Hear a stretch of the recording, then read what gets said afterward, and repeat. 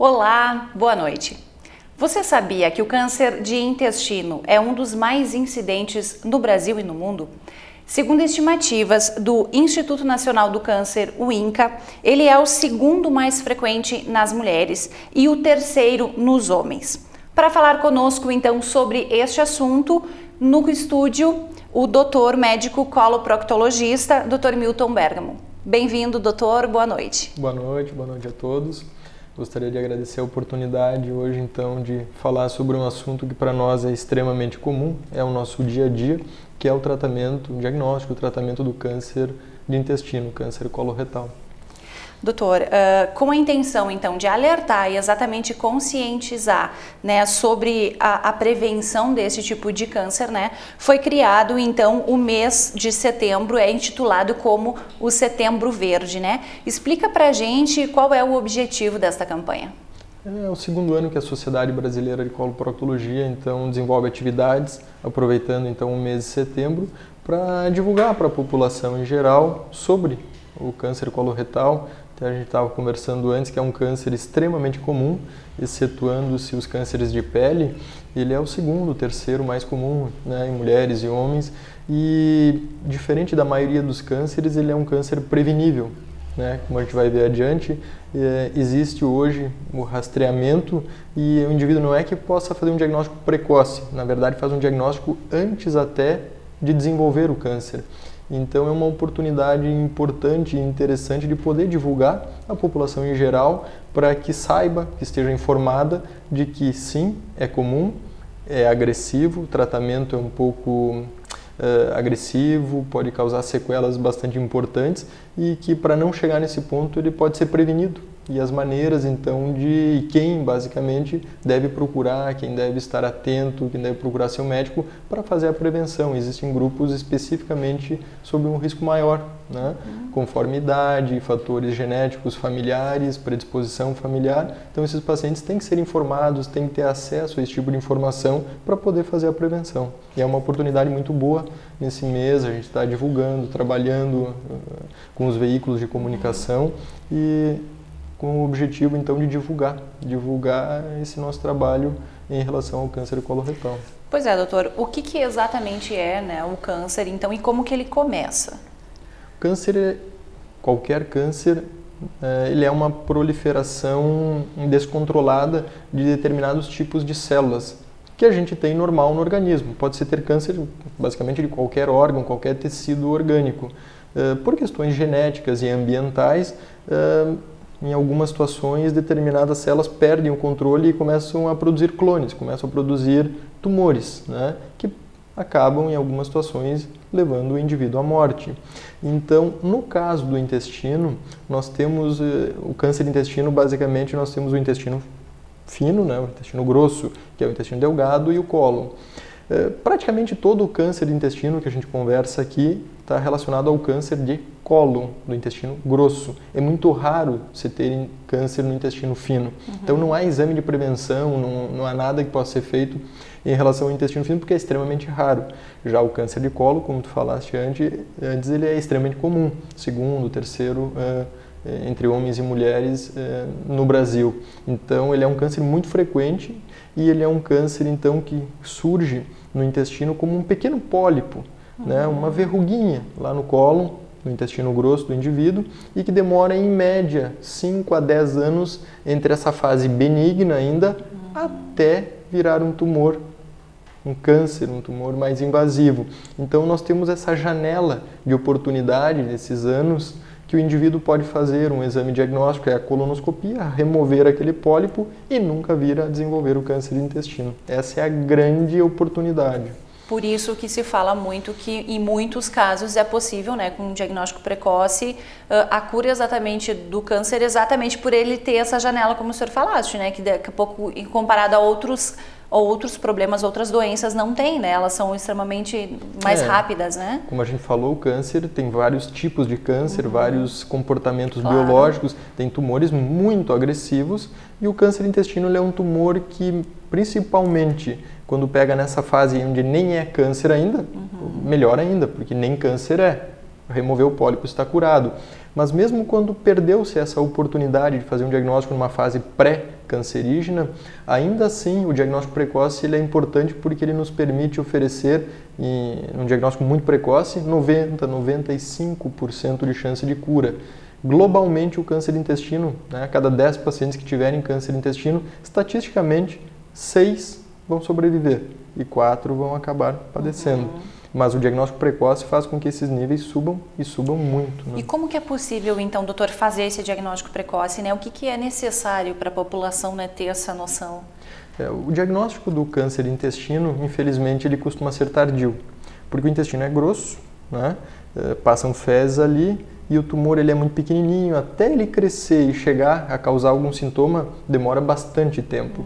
Os sintomas mais comuns do câncer de intestino é o sangramento anal, a dor abdominal, alterações do hábito intestinal. Então, o indivíduo que tinha o intestino preso começa a ficar solto, que bom, não, mudou, então deve ficar atento. Ou ao contrário, era solto, agora está constipado.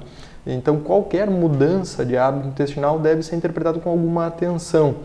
Sangramento anal, na maioria das vezes, todos os pacientes que vêm nos procurando, a hemorroida, sim, normalmente é uma situação benigna, mas também pode ser um tumor coloretal. Então, qualquer alteração, sangramento, alteração de hábito intestinal, estufamento, má digestão, distensão abdominal, né, e principalmente em pacientes de 60, 70 anos, deve ficar mais atento.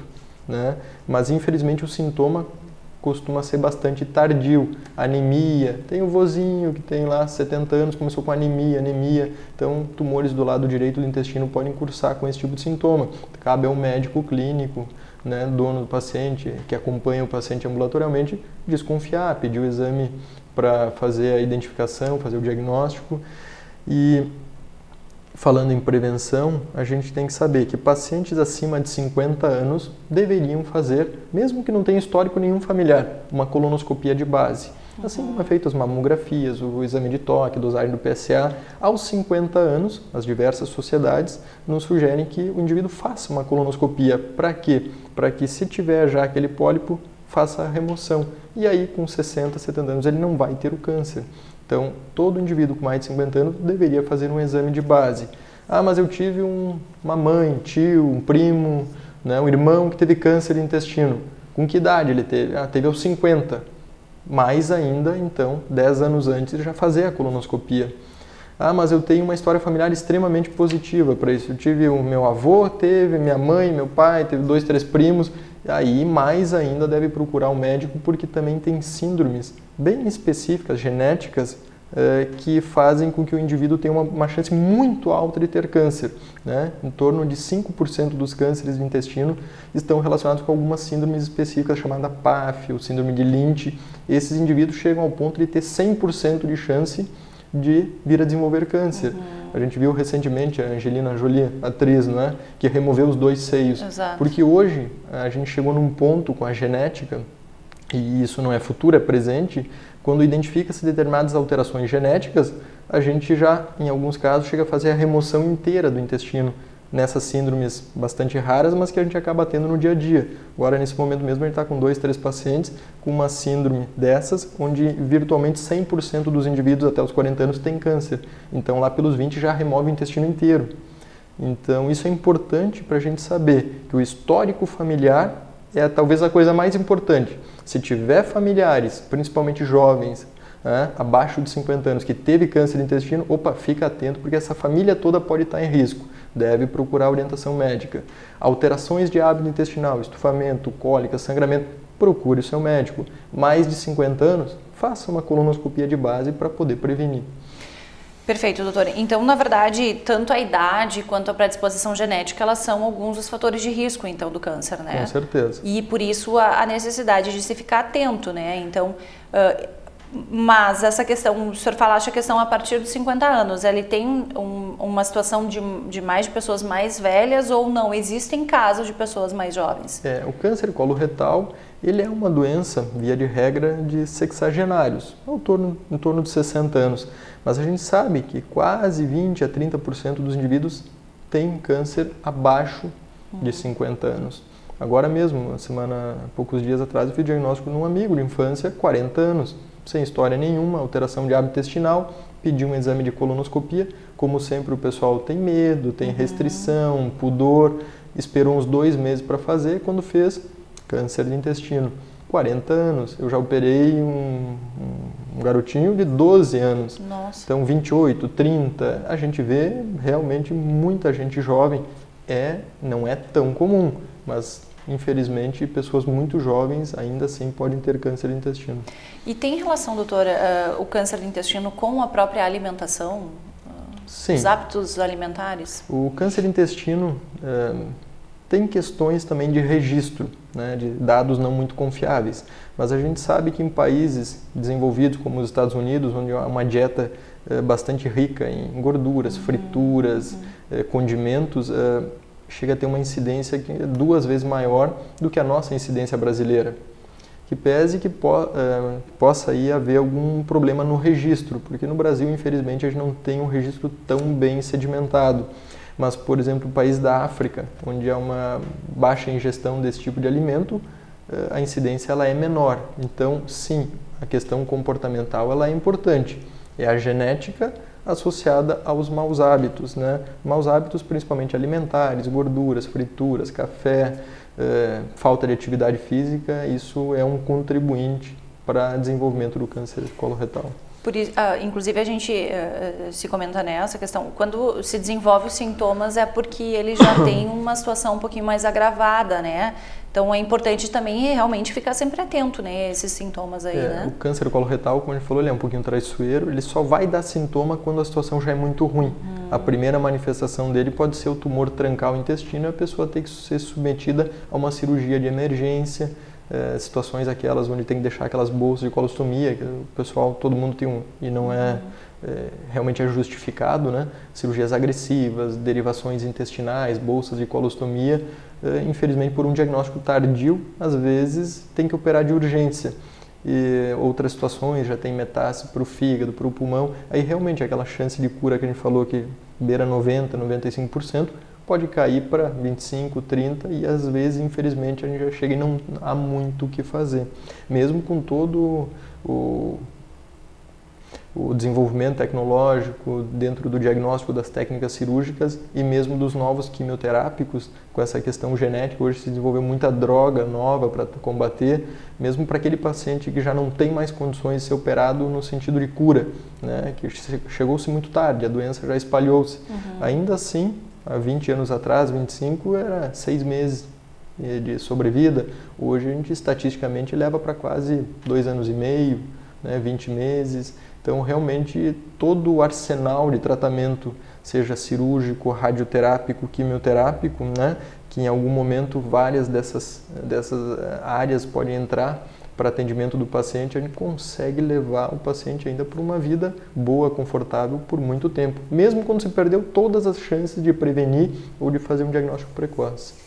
Doutor, então, quando, no caso, o primeiro passo para detectar a doença realmente é a colonoscopia, né? O primeiro passo eu diria que é conversar e ficar atento como é que é a tua família, tua genética. Perfeito. Ah, não, ninguém na minha família teve câncer de intestino, né? Ótimo. Então, lá pelos 50 anos, faça a sua colonoscopia. Ah, mas teve primo, tios, avós, tem um histórico ali. Conversa com o seu médico, né? Faz a revisão desse histórico familiar e, eventualmente, tu vai antecipar um pouco esse teu exame. E, a partir disso, qualquer alteração de hábito intestinal, sangramento, cólicas, qualquer mudança, procure o médico para uma orientação. Existe ainda muito essa questão do preconceito em relação ao exame, doutor? O exame de colonoscopia é um exame desagradável. Desagradável não o exame em si, mas tudo que envolve, né? Ninguém gosta de se expor, de ter que tomar um laxante, fazer um preparo intestinal, despir-se, o próprio exame entrar com uma câmera pelo ânus para olhar todo o intestino, não é algo agradável. O exame em si, normalmente, ele é feito sob sedação, a pessoa não vê nada, 15 a 20 minutos, está resolvido, acordou, parece que não fez nada. Mas o preparo, o laxante, o que envolve todo o exame realmente assusta um pouco as pessoas, embora é um pouco descabido, né? Hoje, com o desenvolvimento das técnicas de exame, os centros de endoscopia estão preparados, muito seguros, né? A chance de complicações é baixíssima, mas ainda é um exame um pouco desagradável para a maioria das pessoas. Sem contar que Passo Fundo, por exemplo, né, sendo um polo em saúde, que tem, além de muitos profissionais qualificados, né, clínicas super qualificadas, com equipamentos de primeiro mundo também, né, realizando todo esse trabalho, né, doutor? Sim, tem vários centros de endoscopia, quase todos os hospitais grandes têm o seu centro de endoscopia, tem clínicas privadas, então o acesso hoje ele é muito bom a esse tipo de tecnologia que faz aí a prevenção, então. Perfeito.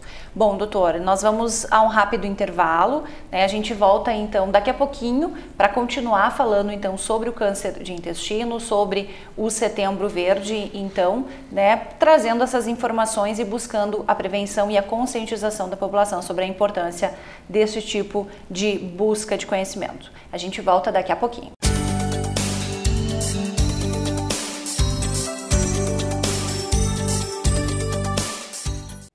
Voltamos então com o Câmara Saúde de hoje, falando sobre o câncer de intestino. Nosso convidado, o médico coloproctologista, Dr. Milton Bergamo.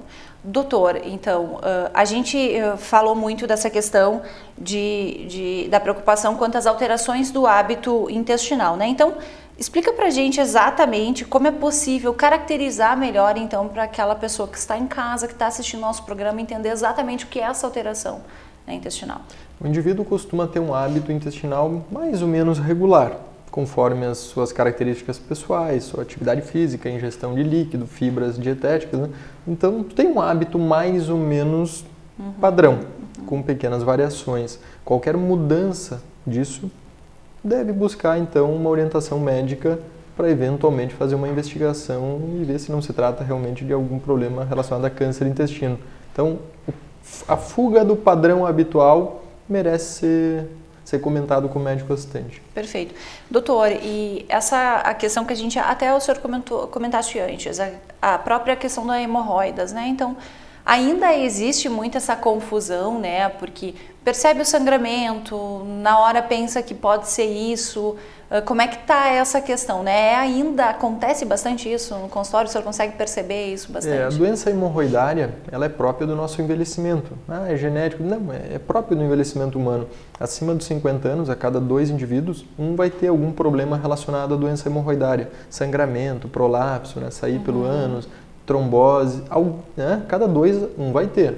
E a maioria das pessoas acaba sempre imaginando que tudo que se relaciona ao intestino é de hemorroida. E na maioria das vezes mas tem que lembrar que não. A doença hemorroidária ela é extremamente comum, ela é muito prevalente, mas tem outras doenças que cursam com sintomas meio parecidos, inclusive o câncer de intestino. Então, realmente não tentar se autodiagnosticar, procurar orientação médica quando notar que algo não está bem, não é? Perfeito. Doutor, diagnosticado então, né? Foi para o médico, procurou o médico, foi feito a colo, possivelmente detectou. Como é que é o procedimento a partir dali, né? Infelizmente, quando se perdeu então a chance da prevenção, né? Não se removeu o pólipo, não se fez um diagnóstico pré-evolução para o câncer, diagnosticou-se um tumor de intestino. A partir disso, o médico normalmente ele é encaminhado a um centro de referência, um coloproctologista, né? Um centro com hábito em tratamento de câncer de intestino. Ele vai passar por um estágio de confirmação, é feita a biópsia, vai para a patologia, tem alguns estudos genéticos que hoje também a gente faz nessa peça cirúrgica que ajuda na definição do tratamento e o estadiamento. Normalmente, então, é avaliar se essa doença está localizada, qual a porção do intestino, né, porque muda um pouquinho o prognóstico do tratamento, se é do lado direito, do lado esquerdo, se é perto do ânus, no reto, isso muda bastante, é um tratamento um pouco pior. E ver se realmente a doença está localizada ou foi para o fígado, para o pulmão, para os demais órgãos, porque isso vai nos dirigir na maneira de conduzir o tratamento, que é bastante complexo. Como a gente estava falando antes, ele pode envolver a cirurgia em si, ele pode envolver em alguns pontos a radioterapia e a quimioterapia. Então ele envolve pelo menos 3 especialidades em algumas circunstâncias e eventualmente outros cirurgiões de fígado. Então o tratamento hoje ele exige uma equipe multidisciplinar, pessoas que falem a mesma língua para poder oferecer, né, para aquele paciente de maneira estagiada a cada momento o melhor tratamento. Quimioterapia para reduzir a lesão, mais radioterapia, mais cirurgia. Então tem várias combinações de tratamento e que isso nos últimos 10, 15 anos a coisa vem evoluindo muito, né, permitindo a gente hoje oferecer para o paciente uma chance boa de cura e sequelas minimizadas, né? A própria cirurgia laparoscópica, cirurgia de vídeo, né? Não é mais aquela abertura de cima a embaixo, a bolsa de colostomia, que é um trauma, onde as pessoas ficam com a derivação intestinal. Então hoje, com o desenvolvimento da técnica cirúrgica, dos equipamentos de grampeamento mecânico, hoje a grande maioria dos pacientes não fica com bolsa de colostomia permanente. Isso é uma minoria mesmo, né? Que realmente um trauma, né? Muitas pessoas se questionam, né? E a primeira coisa, quando precisa fazer algum procedimento nesse sentido, é exatamente isso, né? É esse pudor de ter que passar a utilizar, né, essa bolsa, né? É um medo, e ele é justificado porque é uma agressão realmente ter que fazer a remoção do ânus do indivíduo, né? Acabar com uma função anatômica normal é algo que é frustrante para nós quando a gente tem que chegar nesse ponto, mas mesmo também com a evolução dos cuidados hoje de enfermagem, nós temos enfermeira, no caso, trabalha com a gente estomaterapeuta, que faz só o cuidado dessas ostomias. Então, existe hoje sistemas de irrigação, por exemplo, pacientes que têm que ficar com bolsa definitiva, tem sistemas de irrigação, lavagem intestinal, onde a pessoa faz em casa, né, no seu banheiro, na sua intimidade, bota um sisteminha de oclusão, pode ir para a piscina, pode ir para a praia, pode fazer corrida, pode viajar, é uma vida muito próxima do normal. Mesmo quando se perdeu a chance de prevenção, quando se perdeu a chance de preservação do órgão, no caso o ânus, ainda assim a pessoa tem uma boa qualidade de vida, ele consegue oferecer coisas para ter uma vida muito próxima ou praticamente normal. A gente antes comentando, né, no intervalo, a gente falou até dessa questão dos avanços tecnológicos, principalmente tanto de cirurgia quanto de equipamentos, enfim, né, de conhecimentos adquiridos que também têm beneficiado bastante, né, os pacientes, né, doutora? Sim, hoje a gente tenta sempre trabalhar nesse contexto multidisciplinar, onde cada um contribui com o seu conhecimento na sua área específica para poder definir qual é o melhor plano de tratamento. O tratamento ele acaba sendo individualizado, né? Não é mais aquela coisa, opera e faz quimio e pronto, é isso. Hoje tem várias e várias maneiras de se abordar cada paciente. Então, fez o diagnóstico, fez o estadiamento, está aqui, está localizado, está ali, está lá, faz um plano de tratamento e cada profissional, cada equipe vai entrando em determinado momento para oferecer um planejamento, né? Então, como uma casa.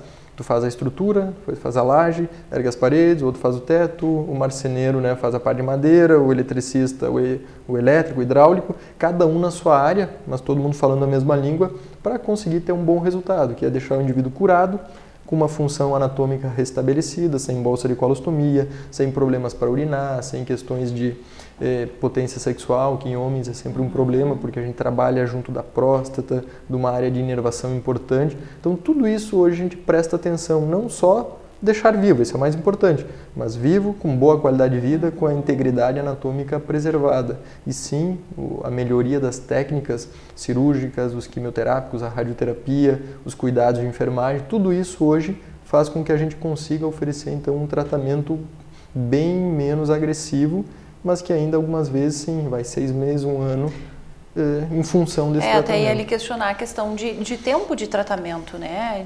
Entre o início ali, né? A identificação do problema, né? Depende da fase da doença. Tem situações que a doença é muito precoce, que com uma cirurgia pontual, hoje com laparoscopia, um tumor, por exemplo, do lado direito do intestino, né? Um tumor precoce, tu faz a remoção cirúrgica, por laparoscopia, eventualmente em 2 a 3 dias o indivíduo está em casa comendo, caminhando, sai do hospital caminhando, na noite da cirurgia já está se alimentando e está na casa dele, eventualmente nem quimioterapia não precisa. Faz o acompanhamento de 5 anos com exames de controle, mas acaba por ali. Já em situações onde o tumor é muito perto do ânus, que é uma situação muito pior, aí eventualmente pode ter que passar por radioterapia, quimioterapia, cirurgia, derivações temporárias, faz a emenda, deixa um desvio, depois fecha a emenda. Então, tudo isso vai agregando morbidade, agregando tempo de tratamento. Pode variar em 2, 3 dias e a pessoa está em casa se alimentando normalmente. E algumas situações, quando tem que passar por todas essas etapas do tratamento, pode ir 8 meses, 1 ano de tratamento. Por isso o diagnóstico precoce é importante para evitar todas essas consequências que o indivíduo possa ter que sofrer num diagnóstico tardio. E se tiver o azar de ter uma localização mais baixa no tumor. Doutor, em casos, por exemplo, existe a possibilidade, ou enfim, de ter outras consequências a partir disso, né? O senhor falou até, existem questões que algumas se questionam a questão de relações sexuais, enfim, principalmente para homens, né? Conforme a localização do tumor, como a gente falou, os tumores mais perto do ânus, eles estão na pelve, na parte de baixo do abdômen. Ali tem na mulher úteros, ovários, no homem tem a próstata, as vesículas seminais. Então, hoje, os objetivos do tratamento, como eu disse, é curar o indivíduo, deixar a integridade anatômica, e a gente também presta atenção com essas questões de funcionalidade, né, de fazer uma emenda do intestino, deixar o ânus funcional, que a pessoa consiga controlar as próprias fezes, que não tenha escapes, não tenha perdas, né, de preferência que não tenha problema urinário, que consiga manter a questão sexual, porque tudo isso é qualidade de vida, e hoje as pessoas sim buscam a cura, buscam uma qualidade de vida. E hoje, com a melhoria das tecnologias, das técnicas cirúrgicas principalmente, a gente ainda consegue devolver isso à maioria dos indivíduos. Doutor, como qualquer outro câncer, enfim, ele pode sim acometer outras partes do corpo, né? Então isso também é importante de se destacar, né? Por isso, voltamos a destacar, né, a importância do diagnóstico precoce, né? De preferência o diagnóstico precoce, para que a intervenção seja minimizada em termos de agressão, e, se possível, o diagnóstico antes de desenvolver o tumor, que, como a gente falou no início do programa, o câncer coloretal, praticamente todo ele surge como uma lesão benigna que pode levar 3, 5, 10 anos até virar um tumor maligno, invasivo. Então, nós temos essa janela de oportunidade para esses indivíduos acima de 50 anos ou que têm histórico familiar positivo, principalmente para câncer de intestino, que busquem uma orientação, façam a colonoscopia, façam a remoção dessa lesão pré-maligna, que tu vai evitar toda essa consequência que a gente estava falando agora. Perfeito. Doutor, na verdade a gente falou bastante da questão do sangramento, né? Mas também, obviamente, que todo sangramento ele já significa que tem alguma coisa errada, né? E por isso a necessidade de procurar o médico, né? É importante também ressaltar sempre isso, né? Por sorte, como a gente falou também antes, a maioria dos sangramentos não tem gravidade nenhuma. Perfeito. É uma coisa tão simples como uma doença hemorroidária ou uma pequena fissura anal, né? Fez fezes, não se alimentou bem, constipou o intestino, forçou um pouquinho, é uma área muito sensível, vascularizada, sangrou, é uma fissura, o tratamento é clínico, cuidado de dieta, higiene local, uma pomada relaxante local, coisas muito simples.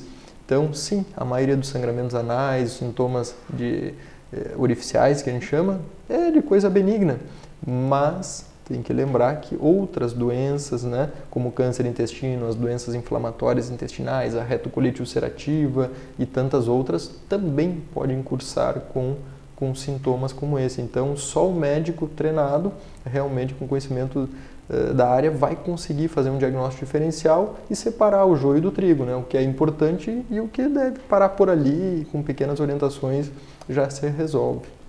Doutor, o nosso programa, na verdade, ele começa a se encaminhar para o seu final, né? Mas é importante realmente, assim, destacar exatamente, né, a importância de se trabalhar essa conscientização, né? O senhor, a gente comentou, né, sobre a importância do Setembro Verde, né, e de falar dessa conscientização. E eu gostaria que o senhor também deixasse, então, mais um recado, né? Um recado importante para a comunidade, importante para a pessoa que está nos assistindo, para o nosso telespectador, do quão importante é, e não, obviamente, somente quando a gente fala em câncer de intestino, né? Mas a questão de procurar realmente o seu médico, né? Um médico de confiança para poder fazer todas essas análises, né? Porque o corpo ele vai dando sinais, né, doutor? Vai.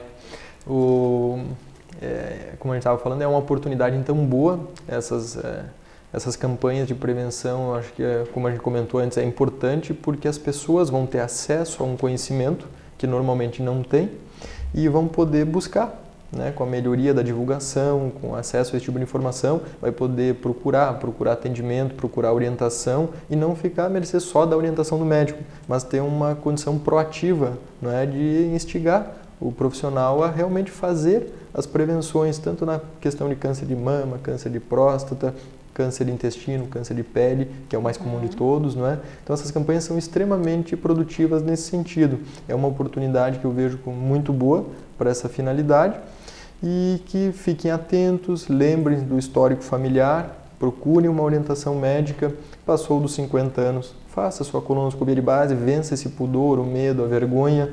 É um exame muito tranquilo, não tem exposição nenhuma, é seguro, né? Procure seu médico, faça sua prevenção, porque realmente lá na frente, com uma doença avançada, a coisa fica bastante mais complicada. Dr. Milton, então, muito obrigada pela sua participação. Nossa casa está sempre aberta à sua presença. Obrigado pela oportunidade. Uma boa noite a todos. O programa, então, Câmara Saúde de hoje fica por aqui, trazendo, então, informações sobre o câncer de intestino com o médico coloproctologista Dr. Milton Bergamo. Muito obrigada pela sua participação. Se quiseres, comenta, compartilha e manda suas sugestões para a gente também, tá? Um abraço, uma boa noite para você e até logo mais.